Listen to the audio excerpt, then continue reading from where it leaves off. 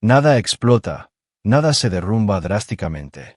Lo que ocurre es mucho más peligroso para cualquier sistema basado en certezas absolutas.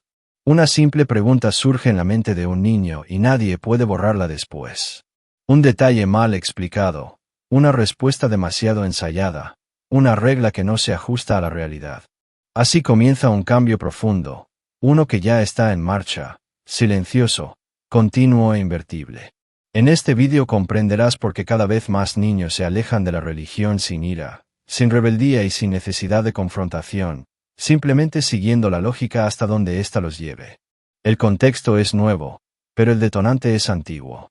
La curiosidad, la diferencia radica en que hoy en día ya no se puede contener fácilmente.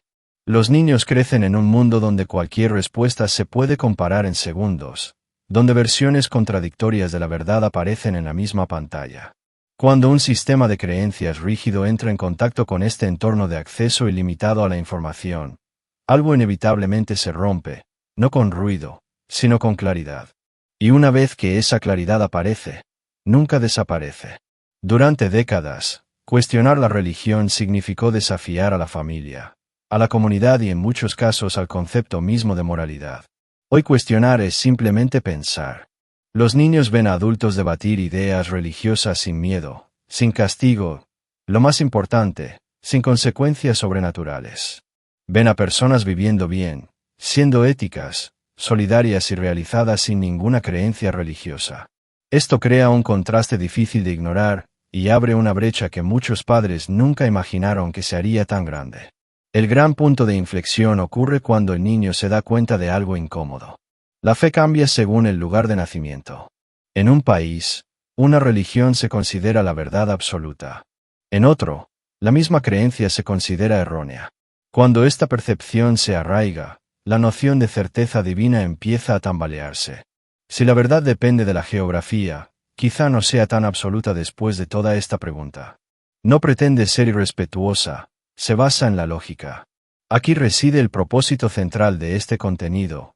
No atacar creencias, sino revelar el mecanismo detrás de este distanciamiento silencioso.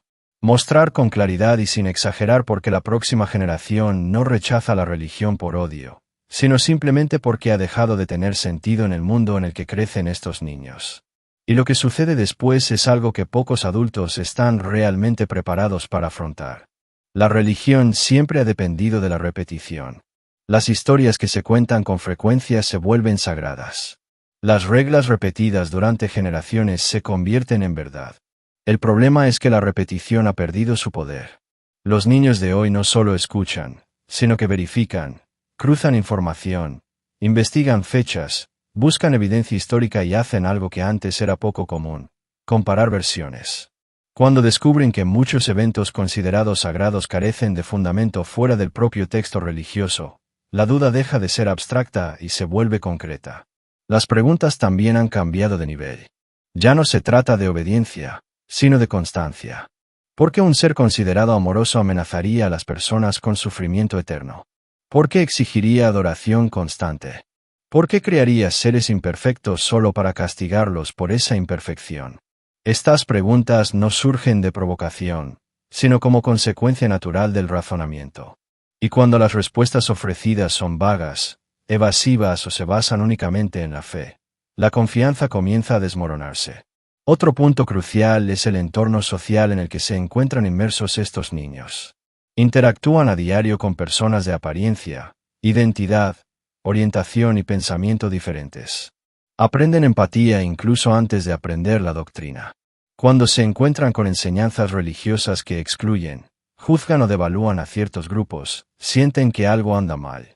La idea de amar al prójimo, siempre que se sigan ciertas reglas, revela una contradicción difícil de justificar para una mente joven que ya comprende el valor de la inclusión. Mientras tanto, el mundo real sigue presentando sus propios dilemas.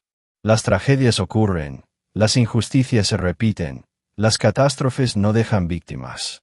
Los niños ven a los adultos rezar, y al mismo tiempo ven que los problemas persisten. En algún momento alguien pregunta: ¿por qué esperar la intervención divina cuando la acción humana parece ser lo único que realmente cambia las cosas? Esta pregunta no está cargada de cinismo, sino de observación honesta. El resultado no es una rebelión abierta contra la religión, es algo mucho más profundo. La indiferencia. La religión deja de ser el centro de significado y pasa a ocupar un espacio periférico. No se combate, se ignora. Los niños no sienten la necesidad de luchar contra algo que simplemente ya no resuena con sus experiencias, sus preguntas y sus visiones del mundo. Antes de continuar, escribe la siguiente frase en los comentarios. La curiosidad lo cambia todo. Veamos cuántas personas notaron este mismo movimiento silencioso ocurriendo a su alrededor. Durante mucho tiempo, las instituciones religiosas controlaron casi por completo la narrativa sobre la moral, el sentido de la vida y el origen del mundo. Este controlo no solo por la autoridad espiritual, sino también por la ausencia de alternativas accesibles. Hoy en día este monopolio ya no existe. Un solo vídeo que explique claramente la evolución puede desmantelar años de enseñanza dogmática. Un análisis sereno de las contradicciones internas de un texto sagrado puede tener más impacto que cualquier sermón apasionado. Y lo más inquietante para estas instituciones es que esto ocurre sin una confrontación directa. Los niños ya no necesitan aceptar respuestas predefinidas porque no están aislados de una sola fuente de autoridad. Ven debates entre científicos, filósofos, historiadores y gente común que cuestiona ideas religiosas sin miedo, castigo ni culpa. Este contacto constante con diferentes formas de pensar enseña algo poderoso. Discrepar no destruye el mundo. Pensar diferente no conlleva castigo y sobre todo dudar no es sinónimo de falta de moral. A medida que este contacto se intensifica, surge otra inquietante constatación. Muchas respuestas religiosas no resisten ni siquiera un análisis mínimamente riguroso al confrontarlas con evidencia. Datos históricos o explicaciones científicas consistentes se basan en el misterio, la autoridad o la tradición. Para una mente joven, acostumbrada a ver los problemas resueltos mediante la lógica y la investigación, esto suena a una regresión intelectual. Otro factor decisivo es la exposición a la diversidad de vidas posibles. Los niños observan a personas vivir con propósito, ética y felicidad sin afiliación religiosa. Ven que el carácter no depende de la creencia y que la bondad no necesita la supervisión divina. Esta comprensión silenciosa desmonta una de las ideas más repetidas a lo largo de la historia, que la moralidad nace de la religión. Cuando la realidad contradice el discurso, este pierde su poder y entonces ocurre algo curioso. La religión deja de parecer peligrosa o prohibida y empieza a parecer anticuada. No es ofensiva ni amenazante, simplemente no se ajusta al funcionamiento del mundo actual. Y cuando algo deja de parecer relevante, no hay que combatirlo, simplemente se deja atrás. Uno de los pilares más defendidos de las tradiciones religiosas siempre ha sido la idea de que sin la fe la humanidad estaría moralmente perdida. Pero lo que ocurre ahora apunta en la dirección opuesta. Los niños reciben una educación emocional. Aprenden sobre la empatía, los límites, el consentimiento, la responsabilidad y las consecuencias reales de sus propias acciones. Estos valores no se presentan como mandamientos divinos, sino como herramientas prácticas para la convivencia humana. Esta forma de aprendizaje cobra sentido porque está conectada con la experiencia directa. No depende de promesas futuras ni de amenazas invisibles. La ética se entiende como algo que protege a las personas reales aquí y ahora, y cuando la moral deja de estar ligada al miedo, al castigo eterno, se vuelve más sólida, no más frágil. Otro punto que empieza a llamar la atención de los niños es el uso recurrente de la culpa y la vergüenza como mecanismos de control. La idea de sentirse constantemente inadecuado, pecador o indigno hasta recibir el perdón crea un ciclo emocional difícil de justificar racionalmente. Cuando un niño se da cuenta de que este ciclo no es lógico, sino emocional, el vínculo empieza a romperse, no por rebeldía, sino por instinto de supervivencia. El lenguaje religioso también empieza a sonar distante. Conceptos como pecado, salvación y alma no forman parte del vocabulario cotidiano de estos niños cuando hablan de justicia, bienestar o felicidad. Estas palabras pertenecen a otra época, a otra forma de organizar el mundo. Cuando un sistema depende de un vocabulario que ya no se comparte, empieza a desaparecer sin necesidad de ser derrocado. Quizás el aspecto más revelador de este cambio sea este. Muchos niños no se están volviendo ateos por profundas convicciones filosóficas. Se están volviendo indiferentes. La religión no es algo que rechacen activamente, es algo que simplemente ya no figura entre sus prioridades. Y esta indiferencia silenciosa y constante podría ser la transformación más definitiva de todas. Durante generaciones, la religión ocupó un lugar de autoridad incuestionable. Cuestionar a los líderes espirituales se consideraba una desviación, una debilidad o una amenaza. Hoy en día esa autoridad se está desmantelando no mediante ataques directos, sino mediante la exposición constante. Los niños presencian escándalos que involucran a líderes religiosos, instituciones que acumulan riqueza mientras predican humildad y estructuras que defienden abusos en nombre de la preservación de la fe. Estas contradicciones no pasan desapercibidas, incluso cuando no se discuten abiertamente. El impacto de esto es profundo porque la religión siempre se ha presentado como un referente moral superior. Cuando quienes ocupan esa posición actúan de forma inconsistente, el discurso pierde legitimidad. No es necesario que alguien le explique el problema a un niño. Basta con que lo observe.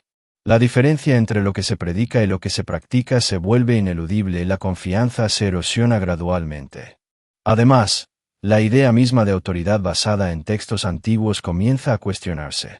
Los niños aprenden desde pequeños que el conocimiento evoluciona, que las explicaciones pasadas se han corregido y que los nuevos descubrimientos transforman nuestra comprensión del mundo.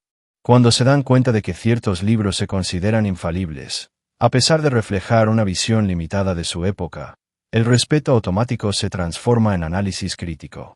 Este análisis no se caracteriza por el desprecio, va acompañado de una pregunta sencilla. ¿Por qué deberían aplicarse estas reglas hoy en día? Cuando no hay una respuesta convincente que vaya más allá de la tradición, el argumento se debilita. La autoridad deja de ser algo heredado y se convierte en algo que debe ganarse, y muchos sistemas religiosos no logran esta transición. El resultado es un distanciamiento silencioso. No hay una ruptura drástica ni declaraciones públicas, solo un distanciamiento gradual, casi imperceptible. La religión sigue existiendo, pero ya no ocupa el centro de las decisiones, los valores y la identidad de estos niños a medida que crecen. A medida que la autoridad religiosa pierde fuerza, otra forma de explicación cobra fuerza. Los niños crecen aprendiendo sobre el funcionamiento del cerebro, la evolución y la relación causa-efecto. Ven que las emociones se pueden estudiar, que los comportamientos tienen explicación y que los problemas complejos se pueden investigar sin recurrir a lo sobrenatural. Esto no elimina el misterio de la vida, pero cambia nuestra perspectiva. Cuando conceptos como la conciencia y la personalidad se comprenden como procesos vinculados al cerebro, las viejas ideas sobre el alma y la esencia inmutable empiezan a parecer innecesarias, no porque hayan sido refutadas en un debate específico, sino porque dejaron de ofrecer algo que no pudiera explicarse de otra manera. La ciencia no promete consuelo eterno, pero ofrece una claridad progresiva.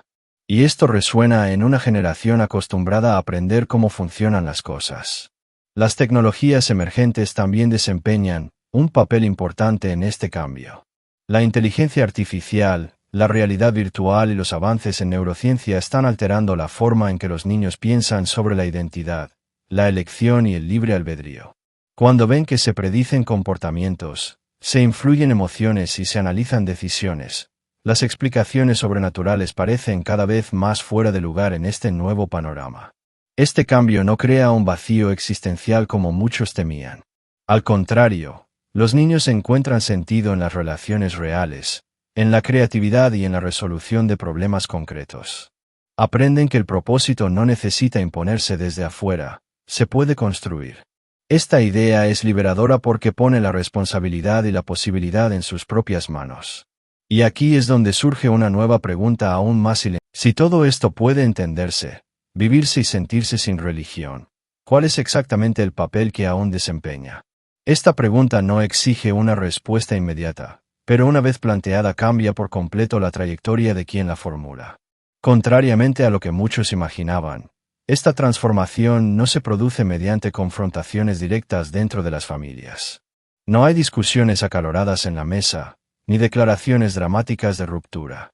Lo que existe es un nuevo silencio casi imperceptible. Los niños siguen participando en rituales por respeto, por costumbre o para evitar conflictos, pero internamente ya se han distanciado. Aprenden desde pequeños a separar la presencia física del compromiso intelectual. Los padres suelen creer que la tradición se transmite simplemente porque el comportamiento externo permanece igual, pero internamente algo ya ha cambiado. La creencia ha dejado de ser internalizada y se ha convertido en una actuación.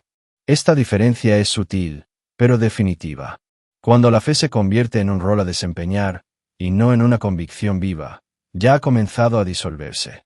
Este distanciamiento silencioso se produce porque los niños no ven ninguna ventaja en convertir la duda en confrontación. No quieren convencer a nadie ni que los convenzan, simplemente siguen adelante. La religión no se percibe como un enemigo al que combatir, sino como algo que pertenece más a la generación anterior que a la suya. Y lo que pertenece al pasado rara vez evoca un sentido de urgencia. Con el tiempo, esta actitud genera un efecto acumulativo. Se plantean menos preguntas, existe menos implicación emocional, y se atribuye menos significado a los símbolos. La religión permanece presente en el entorno, pero ya no influye en decisiones importantes ni define valores fundamentales. Se convierte en un trasfondo cultural, no en un eje de identidad. Y es precisamente esta ausencia de conflicto lo que hace que el proceso sea tan difícil de percibir. No hay resistencia visible que combatir, solo un distanciamiento gradual, educado e irreversible. Para cuando alguien finalmente se da cuenta, el cambio ya se ha producido. A medida que estos niños crecen, comienzan a construir su identidad con base en diferentes puntos de referencia. Ya no se preguntan en qué creo, sino quién soy y cómo afectan mis acciones a los demás. La moral deja de ser un conjunto de reglas externas para convertirse en una responsabilidad interna. Esta transición es silenciosa, pero profundamente transformadora. Aprenden sobre los sesgos cognitivos, sobre cómo se forman las creencias, sobre la influencia del entorno y la repetición. Cuando comprenden que la fe puede explicarse como un producto cultural y psicológico, deja de ser sagrada y se convierte en objeto de análisis. La creencia no desaparece mediante el ataque, sino mediante la comprensión. Otro factor importante es cómo las fechas, los rituales y las celebraciones cambian de significado. Las festividades religiosas se transforman en reuniones familiares. Las bodas empiezan a valorar los compromisos humanos, no las bendiciones sobrenaturales.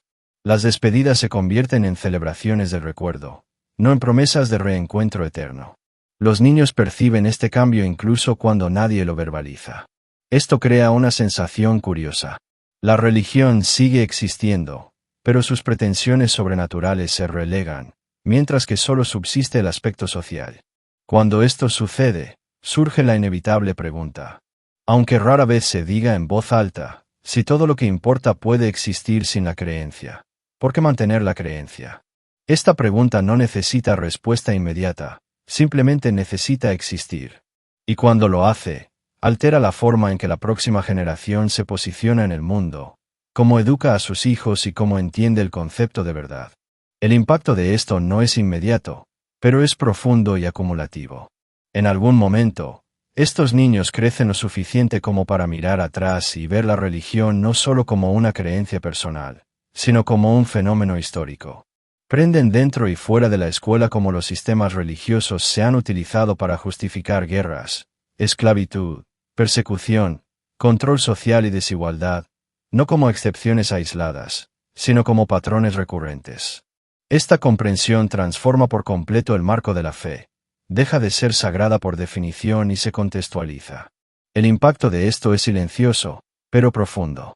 Cuando un niño se da cuenta de que muchas reglas morales consideradas eternas surgieron en contextos violentos y desiguales, empieza a cuestionarse si estas reglas aún tienen sentido en un mundo diferente. La idea de que un sistema creado en tiempos brutales sea la mejor guía para una sociedad compleja e interconectada suena como mínimo improbable. Esta perspectiva histórica también revela algo inquietante.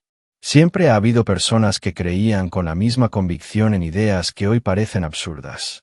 Siempre ha habido certezas absolutas que no han resistido el paso del tiempo. Al comprender esto, la fe deja de parecer un ancla segura y comienza a aparecer como un capítulo más en una larga secuencia de explicaciones humanas a lo desconocido. Otro elemento crucial es comprender que esta transformación no es individual. Los niños y jóvenes empiezan a notar que no están solos en sus dudas, su desapego y su indiferencia. En conversaciones informales, comentarios en línea o simples observaciones, se dan cuenta de que muchas personas piensan igual, incluso sin organizarse como movimiento. Esto crea una sensación de normalidad que acelera aún más el proceso. Duda. Entonces, deja de experimentarse como un defecto personal y comienza a reconocerse como una consecuencia natural de vivir en un mundo con más información, más contexto y menos miedo. Y cuando el miedo desaparece, el retorno a la creencia se vuelve cada vez más improbable. El mayor error al intentar comprender este cambio es tratarlo como una rebelión. No lo es. Lo que está ocurriendo es una salida silenciosa, continua y casi educada. No se está persuadiendo a los niños a abandonar la religión, simplemente no se les está persuadiendo a quedarse. La diferencia es crucial. No hay retórica incendiaria ni líderes que guíen la salida. Solo hay una creciente ausencia de razones para quedarse. Cuando estos niños se convierten en adultos, muchos no sienten la necesidad de etiquetarse. No se presentan como si estuvieran en contra de nada, simplemente viven sus vidas basándose en lo que pueden observar, probar y comprender. Encuentran sentido en las conexiones reales, en la creación, en la contribución social. La idea de propósito no viene de impuesta de afuera, sino de adentro, construida. Esta generación comprende que el pensamiento crítico no elimina los valores, sino que los fortalece, que vivir sin creencias sobrenaturales no conduce al caos, sino a la responsabilidad, que la bondad no necesita la supervisión divina para existir.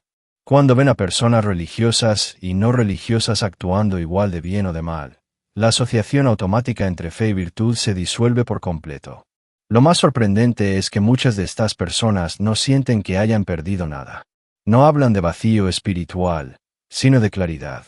No hablan de crisis, sino de alineación. No han cambiado las viejas respuestas por sí mismas, sino por mejores preguntas. Y estas preguntas los acompañan sin angustia, porque ahora forman parte de quienes son. El futuro que se perfila no es uno de conflicto abierto ni de guerras culturales interminables. Es un futuro de transiciones tranquilas, de tradiciones que perduran como cultura, no como verdad absoluta, de niños que crecen aprendiendo a pensar antes de obedecer, a cuestionar antes de aceptar, a comprender antes de creer. Si te resultó útil este contenido, aprovéchalo ahora para dejar un me gusta, suscribir y activar la campana, porque esto ayuda a que este tipo de reflexión llegue a más personas que también están tratando de comprender estos cambios silenciosos que ya están sucediendo a nuestro alrededor.